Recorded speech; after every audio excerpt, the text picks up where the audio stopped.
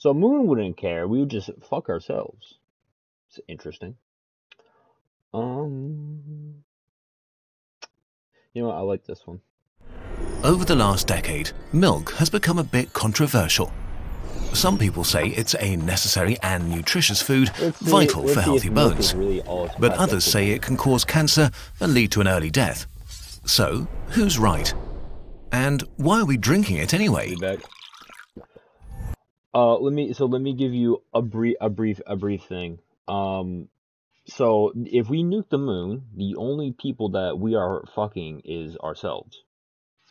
Moon doesn't really care. So yeah, that's cool. Not even the moon cares about our nukes. It's interesting. And now since it's my turn to choose, I'm gonna see if milk's healthy or not.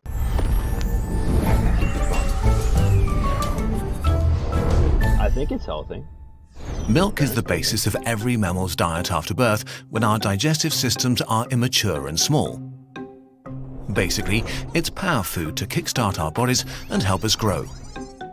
Milk is rich in fat, vitamins, minerals, and milk sugar, lactose.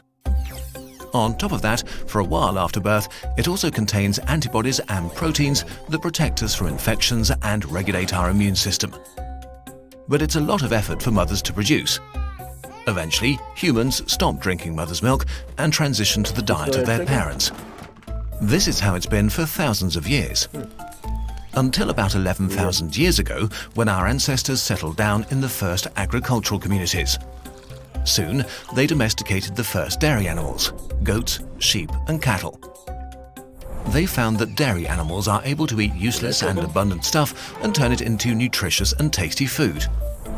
This made a huge difference in terms of survival, especially in hard times.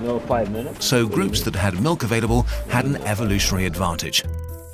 And through natural selection, it changed the genes of communities who consumed a lot of it.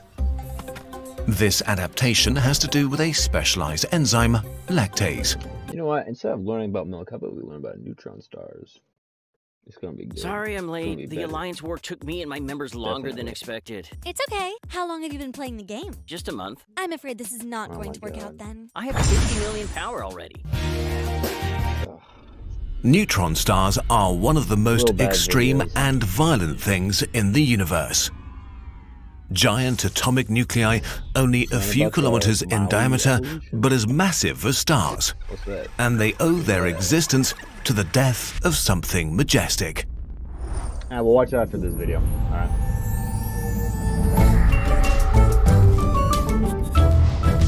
Oh, the Stonehead. Okay. Stars exist because of a fragile balance. Yes. The mass of millions of billions of trillions of tons of hot plasma are being pulled inwards by gravity and squeeze material together with so much force that nuclei fuse. Hydrogen fuses into helium. This releases energy which pushes against gravity and tries to escape. As long as this balance exists, stars are pretty stable. Eventually, the hydrogen will be exhausted. Medium stars like our Sun go through a giant phase where they burn helium into carbon and oxygen before they eventually turn into white dwarfs. But in stars many times the mass of our Sun, things get interesting when the helium is exhausted. For a moment, the balance of pressure and radiation tips and gravity wins, squeezing the star tighter than before.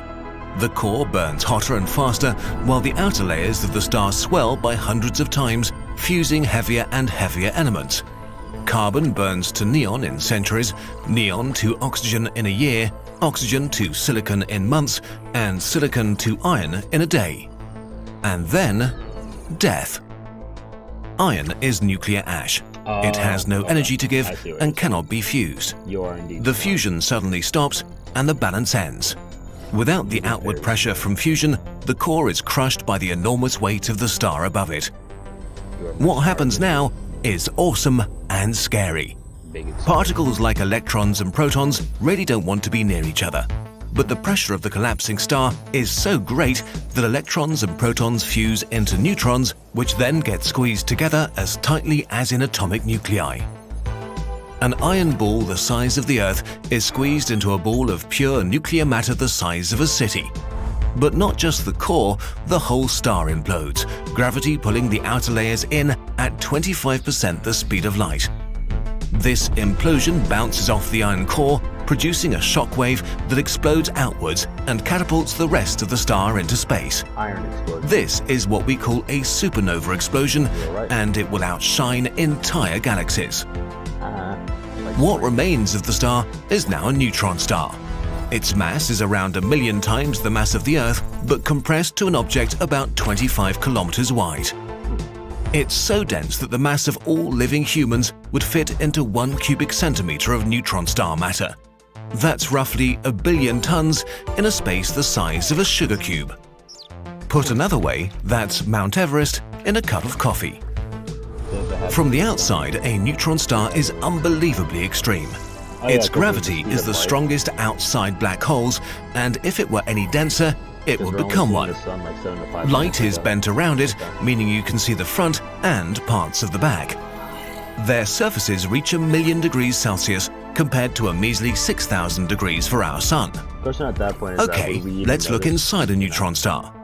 Although these giant atomic nuclei are stars, in many ways they're also like planets with solid crusts over a liquid core. The crust is extremely hard. The outermost layers are made of iron left over from the supernova, squeezed together in a crystal lattice with a sea of electrons flowing through them. Going deeper, gravity squeezes nuclei closer together. We find fewer and fewer protons as most merge to neutrons, until we reach the base of the crust. Here, nuclei are squeezed together so hard that they start to touch. Protons and neutrons rearrange, making long cylinders or sheets, enormous nuclei with millions of protons and neutrons shaped like spaghetti and lasagna, which physicists call nuclear pasta. Nuclear pasta is so dense that it may be the strongest material in the universe, basically unbreakable. Lumps of pasta inside a neutron star can even make mountains, at most a few centimeters high, but many times as massive as the Himalayas. Eventually, beneath the pasta, we reach the core. We're not really sure what the properties of matter are when they're squeezed this hard. Protons and neutrons might dissolve into an ocean of quarks, a so-called quark-gluon plasma. Some of those quarks might turn into strange quarks, making a sort of strange matter with properties so extreme that we made a whole video about it. Or maybe they just stay protons and neutrons. No one knows for sure, and that's why we do science. That's all pretty heavy stuff, literally, so let's go back out into space. When neutron stars first collapse, they begin to spin very, very fast, like a ballerina pulling her arms in. Neutron stars are celestial ballerinas spinning many times per second. This creates pulses because their magnetic field creates a beam of radio waves which passes every time they spin. These radio pulsars are the best known type of neutron star. About 2,000 are known of in the Milky Way. These magnetic fields are the strongest in the universe, a quadrillion times stronger than Earth's after they're born. They're called magnetars until they calm down a little. But the absolute best kind of neutron stars are friends with other neutron stars. By radiating away energy as gravitational waves, ripples in space-time, their orbits can decay and they can crash into and kill each other in a kilonova explosion that spews out a lot of their guts. When they do, the conditions become so extreme that for a moment, heavy nuclei are made again. It's not fusion putting nuclei together this time, but heavy neutron-rich matter falling apart and reassembling. Only very recently, we've learned that this is probably the origin of most of the heavy elements in the universe, like gold, uranium and platinum, and dozens more. So then our two neutron stars collapse and become a black hole, dying yet again. Not only do stars have to die to create elements, they have to die twice. You know how neutron stars are so Over dense? millions of years, these atoms will mix back into the galaxy, but some of them end up in a cloud which gravity pulls together to form stars and planets, repeating the cycle. Our solar system is one example, and the remains of those neutron stars that came before us are all around us. Our entire technological modern world was built out of the elements neutron stars made in. Well, you know how a neutron star is super dense? Well, guess what? It can't even come close to the density of your mother. Eons past, sending these atoms on a 13 billion year journey to come together and make us and our world. And that's pretty cool. Until then, we can look at them on paper. Goodbye. Let's see. Where'd you see where'd you see it?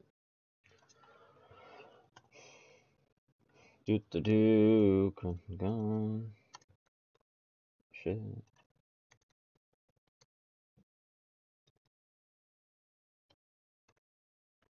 Stonehead.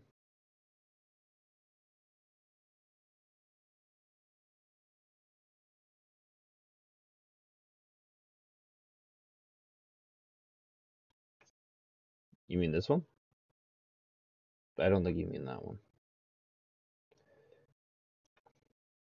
That one? Okay.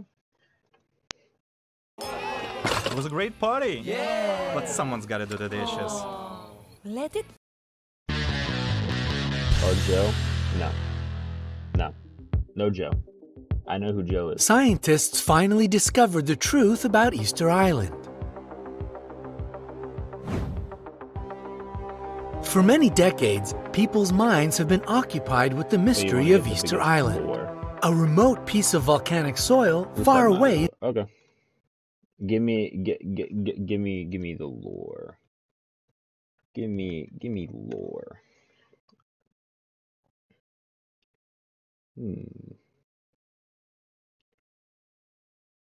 Maybe that one. That sounds actually interesting.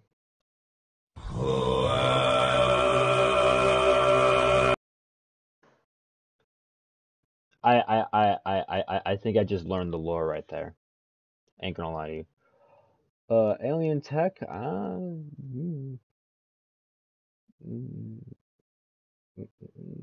me see. Alright, I'm just gonna go with this one then. I clicked the first one, right? This one? Okay.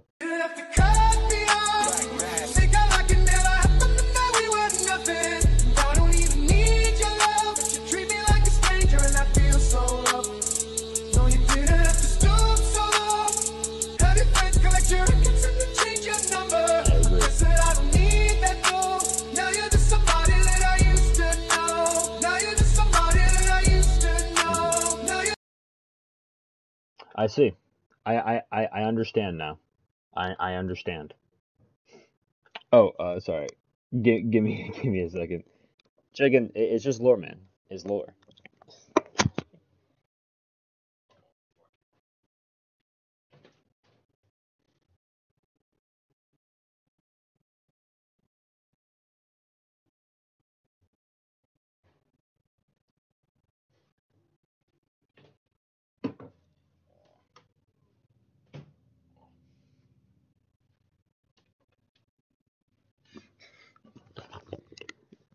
What do you mean? That's lore, bro. Listen, you want to watch? You want to watch it again? Look at it. You learn so much. It's lore. Look at it. This is how.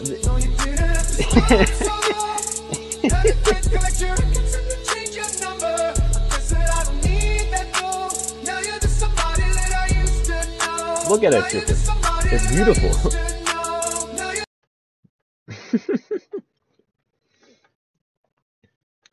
Song 13.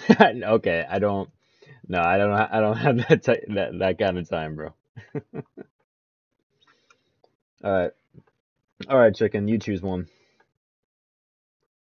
We got bacteria, end of space, World War ant, largest star, alien horror, life energy, intelligence, meat.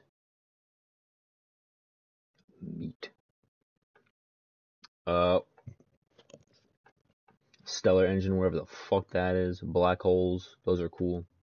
Wormholes, those are mind-boggling. You know, if you don't respond, chicken, I'm playing it again. I'm playing it again. You think the last season? We'll do it. We'll do meat next taxes. Trust. Where is it? Ah. I need to find the best way to learn math and science. I'm not in danger, Skylar. I am the danger. The future of humanity seems insecure. I am Rapid the one climate who knows change, the lore. political division, our greed and failings make it hard to look at our species with a lot of optimism, and so many people think our end is in sight.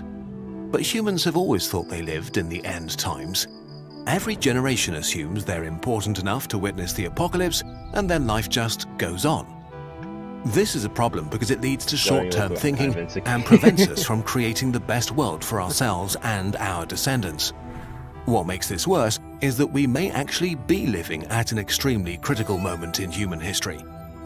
To understand why, let's look at the temporal window of humanity and ask, when will the last human be born? And how many people will there ever be?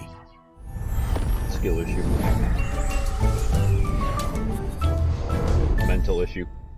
Mentality issue. These sorts of estimates come with a lot of uncertainties, so please take them with a gigantic grain of salt. To get a sense of how many people there will be, let's see how many people have already lived. Modern humans arose some 200,000 years ago. They were uniquely good at making tools, telling stories, thinking abstractly, planning and working together in large groups beyond their close family. Still, there were not that many of us. Surpluses of food were scarce, survival was hard, life expectancy was low. It took us 150,000 years to grow to a population of 2 million. Improvements were gradual and eventually led to the agricultural revolution, arguably the biggest change in our history. This was when our numbers really started growing. It took 10,000 more years to get to 300 million. But that increase was dwarfed by the Industrial Revolution. In 1800, there were 1 billion of us. The human population doubled in just 120 years, and then again in 50. Today, we number around 8 billion. In total, over the last 200,000 years, about 117 billion humans were born and lived, and 109 billion also died. Which means that about 7% of all humans that ever lived are alive right now. As many as were born in the first 150,000 years of human history. Every minute, 270 babies join the party. But there aren't just more people. Never before have we been as healthy and well off or lived longer. With growing living standards, our birth rates collapsed. The UN estimates that around the year 2100, we will hit our population peak and there will be 125 million people born each year. It's pretty unlikely that birth rates will stay stable forever, but let's pretend to make our thought experiment simpler. How many people there will be in the future depends on when our species will die out. And here, we find a lot of uncertainties. We are able to destroy ourselves through our own inventions, but we are also able to find solutions to avert catastrophic risk. Sounds like skill We can change the direction of planet-killer asteroids, but we've also invented nuclear weapons. We discovered antibiotics, but also carry diseases across the globe in a matter of days. Our industrial system gives us an incredible standard of living, but also changed the atmosphere in the process. It's very hard to say if human ingenuity will prolong or shorten our species' lifespan. If things go badly, our end could come suddenly. But if we manage to avoid that, we could conceivably stick around for a long time. So every day we don't destroy ourselves may mean life for an unfathomable number of humans. How many people are we talking about? It depends on how far our species is going to expand. Scenario 1. Humans will never leave Earth. If we stay on our home planet, a good metric to look at is the extinction rate of animals that we get from the fossil record. The average lifespan of mammalian species is in the region of 1 million years, with some surviving up to 10 million years. Our close relative Homo erectus survived for about 1.9 million years. Let's be conservative and assume that humans will survive for 1 million years, which leaves us 800,000 more years to dawdle away. Assuming a stable birth rate of 125 million people each year, this means there are roughly 100 trillion humans waiting to be born. 850 times greater than the number of people that have ever lived. This would make everybody alive today only 0.008% of all people that will ever live. Think about where this leaves you. Instead of putting you at the end of the chaotic mess that was our past, it would mean you live at the very beginning of something big. The start of the human story rather than the end. Doesn't this feel incredibly different? And now, consider that this may be an extremely pessimistic estimate. If we match the survival time of the most successful mammals, then our future numbers rise to 1.2 quadrillion people that have yet to be born. That's good. And even this seems far from our potential. As the sun slowly gets hotter and brighter, Earth will remain habitable for about 500 million years, giving so many more potential people the chance to become actual people. And now, let's begin to think big. Scenario 2, humans will leave Earth. We went from humans worshipping the moon to humans walking on it, so who knows how much further we can go. If we don't die out within the next few Earth. Like, come on, man. Just, like, 100 years, ideas that seem outlandish right now become serious considerations. Guys, I don't understand how, you know, as a species, we could be that advanced. I finally found the game. And just stay on Earth for 500 million years and just wait for the sun to blow up. Or if we believe that we have a chance of surviving for maybe millions of years, then we could expand onto the other planets or into our own artificial worlds. Life needs three things: a surface, resources, and energy. Our sun provides energy for billions of years, and there is so much water and material floating in the asteroid and Kuiper belt that we could sustain many times our current population. Instead of living on planets, we could decide to construct our own artificial worlds and habitats. With resources and energy so abundant, we could try out different types of society and ways of life. An interconnected civilization spanning the solar system would create the basis of existence for an absurd number of individuals, orders of magnitude more than if we stick to Earth, even if we only existed for a few million years.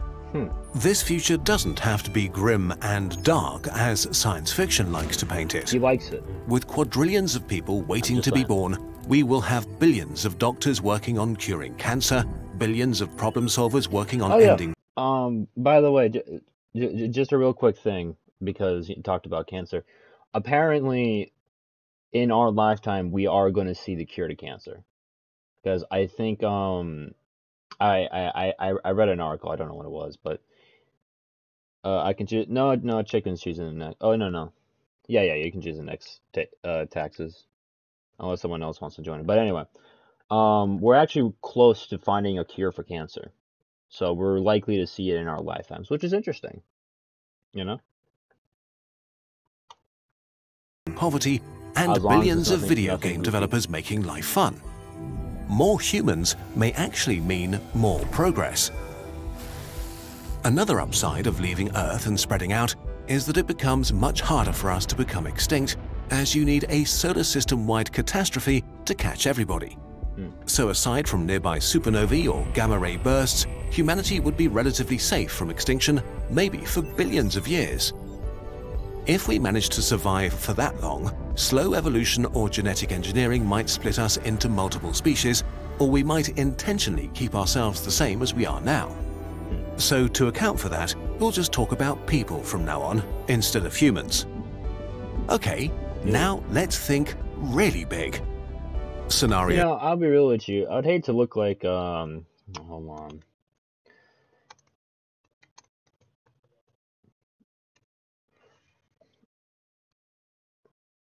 Imagine looking like this motherfucker. You know? Like, no. I'd hate that. That'd be disgusting.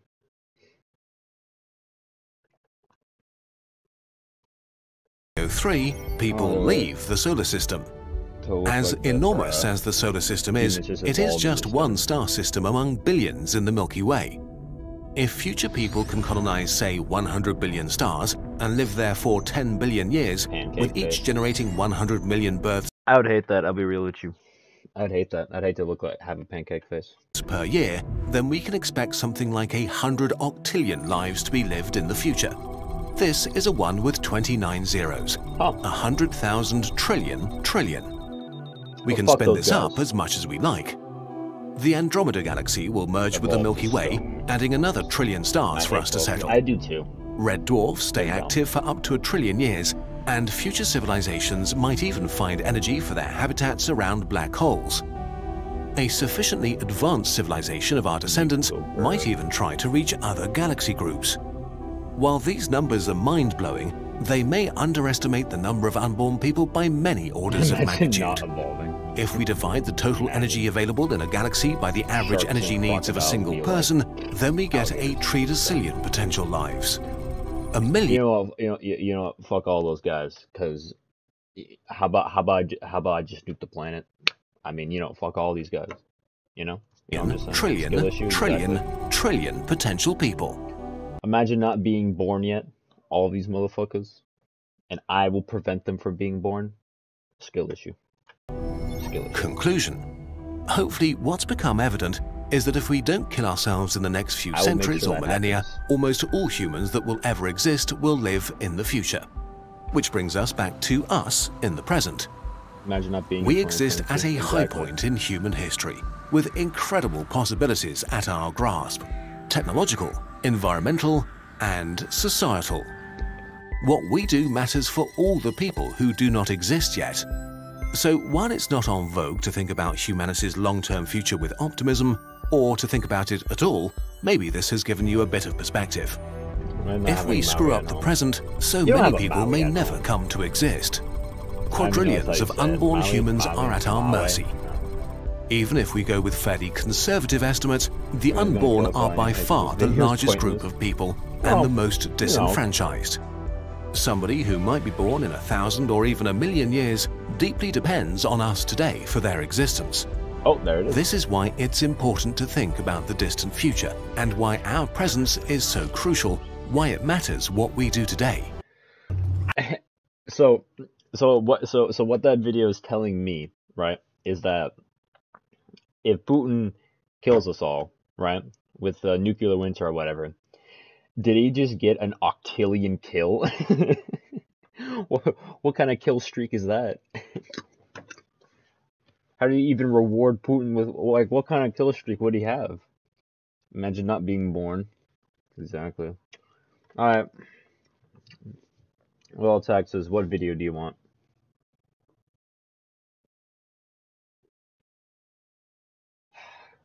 Fine.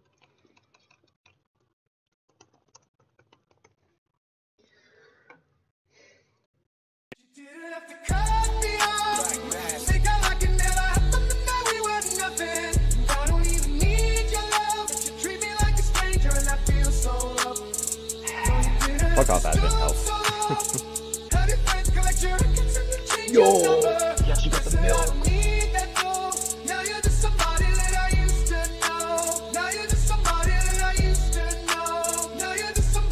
Yo! He actually got the milk! Question is he coming home, though? I need a part 2.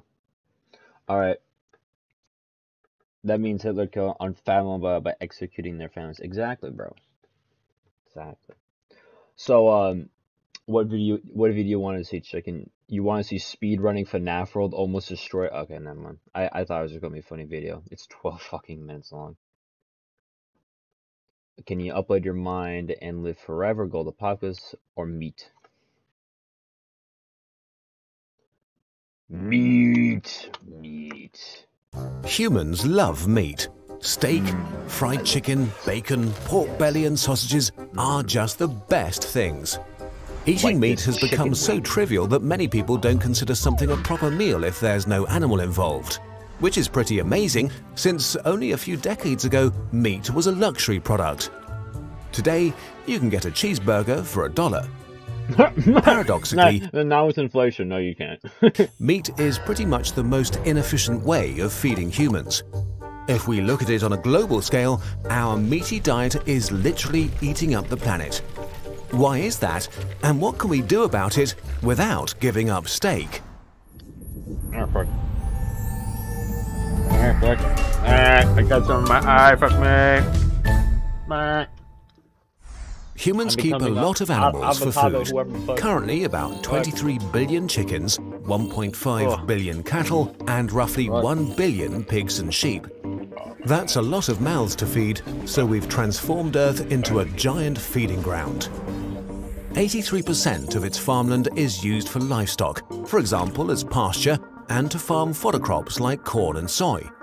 That's 26% of Earth's total land area. Damn, fat ass If we cow. include the water we need for these plants, meat and dairy production accounts for 27% of global fresh water consumption. Unfortunately, meat production is like a black hole for resources. Bro, come on. Since animals are living things, most of their food is used to keep them alive while they grow their tasty parts. Only a fraction of Your mom has a lot of tasty parts. the nutrients from fodder crops end up in the meat we buy in the end. Cows, for example, convert only about 4% of the proteins and 3% of the calories of the plants we feed to them into beef. More than 97% of the calories are lost to us.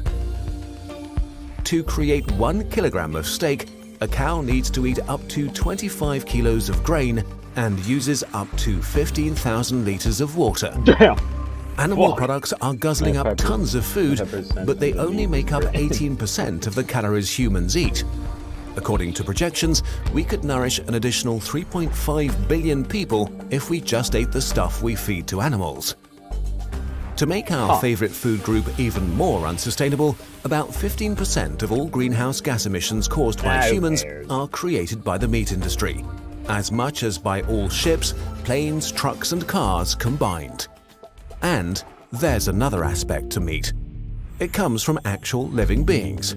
Pigs, cattle and chicken are not the ones writing the history books, but if they were, humans would appear as rampant genocidal maniacs that thrive on suffering. Globally, we kill about 200 million animals every day, about 74 billion a year. This means that every 1.5 years, we kill more animals than people have lived in the entire 200,000-year history of humanity. One could argue that we're doing them a favor. After all, they wouldn't exist without us. We might eat them in the end, but we also provide food and shelter and the gift of existence to them. Genocide, yeah. Unfortunately, we're not very nice gods. A lot of our meat comes from factory farms, huge industrial systems that house thousands of animals. Engineered to be as efficient as possible, they have little regard for things like quality of life. Most pigs are raised in gigantic windowless sheds and never get to see the sun. Sows are kept in pens too small to turn around, where they give birth to 1 litter of piglets after another until it's their turn to be turned into bacon. Dairy cows are forced to breed continually to ensure their milk supply, but are separated from their calves hours after birth. To fatten up beef cattle for slaughter, they're put in feedlots, confined pens where they can't roam, and put on weight more quickly. To make it possible to keep them so tightly together without dying of diseases, the majority of antibiotics we use are for livestock, up to 80% in the US, which helps in the short term, but also fuels antibiotic resistances. But the ones that may have got the worst deal are chickens. In factory farms, they're kept in such vast numbers and so close to each other that they can't form the social structures they have in nature, so they start attacking each other. To stop that, we cut their beaks and claws. Male chickens are deemed worthless since they can't lay eggs and are not suitable for meat production, so within minutes after birth, they're usually gassed and shredded in grinders. Several 100 million baby chickens are killed this way each year. Even if you had a personal score to settle with chickens, how we treat them is beyond broken. So, better buy or Why did you have to phrase it like that? not suitable for meat production, so within minutes after birth, they're usually gassed and shredded in grinders. Several 100 million baby chickens are killed this way each year. Even if you had a personal score to settle with chickens, how we treat them is beyond broken. Yo, our build against chickens completely broken. We need to nerf that shit. This grinder build is it's too good, bro. So, better buy organic meat, where animals are treated nicely, right? Organic farming regulations are designed to grant animals a minimum of comfort. The problem is that organic is an elastic term. According to EU regulations, an organic hen still might share 1 square metre of space with 5 others. That's a long way off from happy farmyard chickens. Farms that sincerely do their best do exist, of course. But meat is still a business. An organic label is a way to charge more money, and countless scandals have revealed producers looking for ways to cheat the system. And while organic meat might be less cruel, it needs even more resources than conventional meat production. So buying organic is still preferable, but does not grant you moral absolution. The truth is, if suffering were a resource, we would create billions of tons of it per year. The way we treat animals will probably be one of the things future generations will look down on in disgust. While all these things are true, something else is true too. Steak is amazing. Burgers are the best food. Chicken wings taste great. Thank you. Meat satisfies something buried deep in our lizard brain. Yes. We hardly ever see how our meat is made. We just eat it and love it. Exactly. It creates joy. It brings us together for family meals and barbecue parties. Eating meat doesn't make you a bad person. Not eating meat doesn't make you a good one. Life is complicated, and so is the world we've created. So, how should we deal with the fact that meat is extreme? I will say that. I will say, it's the way we treat our animals is terrible. However, hopefully somewhere in the near future we will find a way to fix it. But I'll be real with you. As long as there's money made to be made on the backs of suffering animals, I highly doubt that. But at least it's bringing attention, Extremely unsustainable and a sort of horrible torture. For now, the easiest option is opting out more often. Taking a meat-free day per week already makes a difference. If you want to eat meat produced with less suffering, try to buy from trusted producers with a good track record, even if it costs more. To make an impact on the environment, go for chicken and pig rather than lamb and beef, as they convert their feed more efficiently into meat. And if you're going to have your steak, you should eat it too. An average American throws out nearly a pound of food per day, a lot of which is meat. In the future, science could get us clean meat. Various startups have successfully grown meat in labs and are working on doing so on a commercial scale. But solutions like this are still a few years away. For now, enjoy your steak, but also respect it. And if you can, make it something special again. We have something else for you that's also special and tastes even better than steak. We get asked a lot how we make our videos. We thought we'd just... Alright. I'm going to choose one now. How about we go with geoengineering? What makes a Wawa Club? Is it the crispy bacon on the turkey BLT? The endless layers of flavor of the buffalo chicken salad? Or is it a secret handshake? By the end of the 21st century, humanity is becoming desperate. Decades of heat waves and droughts have led to unusually poor harvests, while the warming oceans yield fewer fish each year. In the tropical zones, millions suffer from famines, and resource wars have made millions more flee to the north. As things quickly get worse, in an act of desperation, the world's governments decide to enact an emergency plan. It's far from certain that a grim scenario like this will play out, but the failure of world leaders to effectively address climate change makes it far from impossible. So, in the near future, it might become necessary to try something radical to slow down rapid climate change. Geoengineering. Interventions so massive in scale that they might undo centuries of human behavior, or make everything much worse. What is geoengineering? Is it really an option? And what if it goes wrong? I'll play a lot of horror games with friends. Other than that,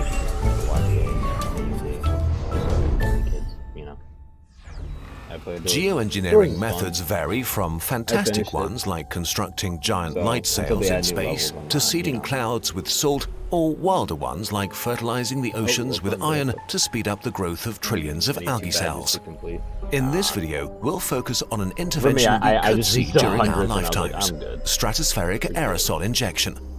A clunky term that means spraying stuff very high up in the atmosphere to keep the sun away. Keeping the sun away. CO2 doesn't heat up the planet on its own. Almost all of the energy on Earth comes from the sun in the form of electromagnetic radiation. About 71% of this energy is absorbed by the Earth's surface and atmosphere. This absorbed energy is emitted again as infrared radiation. And CO2 is able to trap this infrared radiation and keep it in the atmosphere for a while. You can compare this effect with snuggling under a blanket in the morning. Even in a really cold room, your body emits infrared radiation, and the air between your body and the blanket traps it and creates a warm and comfy feeling. So one way to cool down the planet would be to prevent energy from getting trapped under our planet blanket, which is already happening naturally.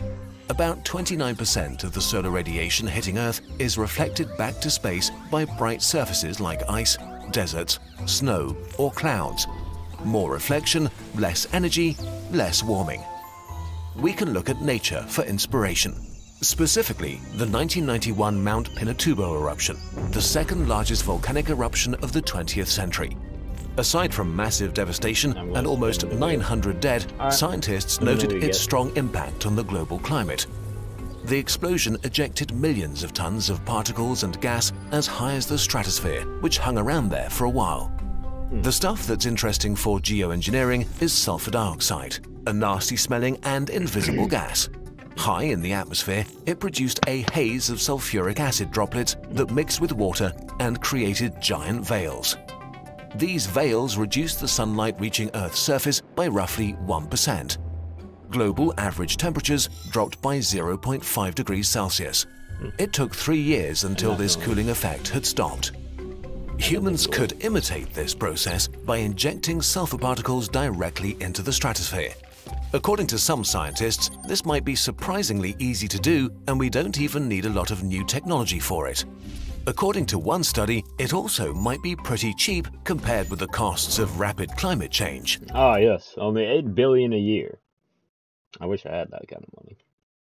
A small fleet of specialized aircraft could ascend once a year and distribute aerosols along the equator from where they would be spread around the world. Projections assume that injecting between 5 and 8 megatons of material per year would reflect enough sunlight to slow down or even stop global warming, giving us precious time to transition away from fossil fuels. Unfortunately, there might be a few unhappy side effects. Like what? There are a number of potential issues with aerosol injections. Rainfall patterns could change, which could negatively affect agriculture and cause famine.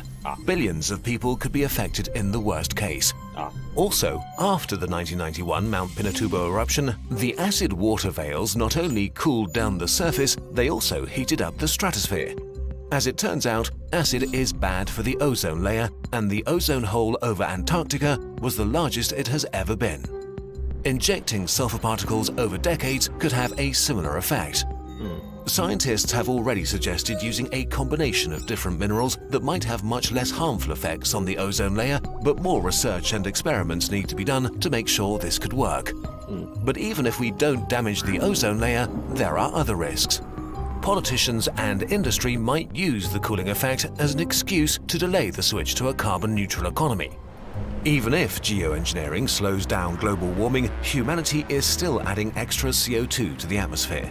More CO2 in the air means that the oceans absorb more CO2, which makes them more acidic. This is already beginning to be deadly to huge ecosystems like coral reefs, and the longer this continues, the more severe the effects will be. But it gets worse. Once we start pumping particles into the atmosphere on a massive scale, we might be forced to do so for a long time, or we could risk a termination shock. What that means is that if humanity continues to enrich the atmosphere with CO2, but at the same time prevents the planet from heating up by blocking solar radiation, we're sitting on a time bomb. Once we stop geoengineering, the natural cycle will take over again and Earth would heat up. But after a few decades of keeping the planet artificially cold while still releasing massive amounts of CO2, it would heat up much, much quicker. An increase in temperature that would take 50 years today could happen in just 10 years. Such a temperature shock in such a short time would disrupt every major system on Earth so much that it would be impossible to adapt in time. Skill issue. The worst-case scenario could be dramatic famines and the rapid destruction of ecosystems. Humanity might survive, but the survivors would inhabit an unfamiliar and hostile world. The best-case scenario is that once the world has finally fully understood the existential danger of rapid climate change, geoengineering can buy us a crucial decade or two. Time to transition our economies and maybe even pull CO2 out of the atmosphere, maybe with technologies that we'll discuss in a future video. Conclusion. Geoengineering is a scary concept. It's not a solution to climate change, and it might even be a welcome excuse for the fossil fuel industry to delay the end of the fossil fuel age. Over the last few decades, geoengineering has been so controversial that it's stopped many scientists from doing the experiments necessary to understand it better. But blankly opposing geoengineering is short-sighted. The sad truth is, we are already running a geoengineering experiment. We're testing how fast the world changes if we add about 40 billion tons of CO2 each year. This experiment is about to get really exciting. Hopefully, we'll never have to use geoengineering. But if we need to in the future, we better have done the science. We better be prepared. Or a panicking humanity might accidentally press the self-destruct button. You probably won't have to do any of that yourself, but who knows? Better brush up on your science knowledge. I will be, in fact, be the president. I am running for 2028. Yep, trust. Anyway, I'm gonna end it. Even this is probably gonna be the earliest stream I'm ever gonna do, simply because I have food right here and it's getting cold, and I don't want my food to get cold. I know I said I was going to say something at the beginning of the stream that I wanted to say now, but I'm not going to say it because, you know, some stuff came up, on my phone, and when if the issue comes up again, oh hey, Sub the Pleb, you just came in at the end of the stream, so I am sorry because unfortunately my food is getting cold. But you wanna say anything real fast before before I end it?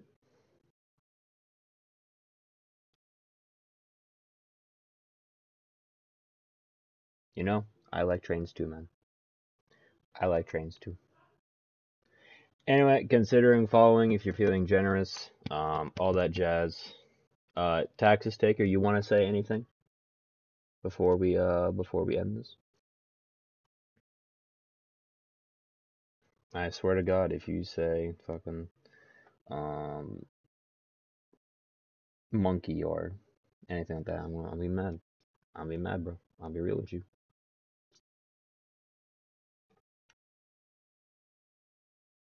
However, something would be preferable to nothing. You feel me? No? Okay. Well, yeah, I think that's it. Tomorrow is going to be a chess stream, and then after that, I think that's it. And yeah, all right, bye.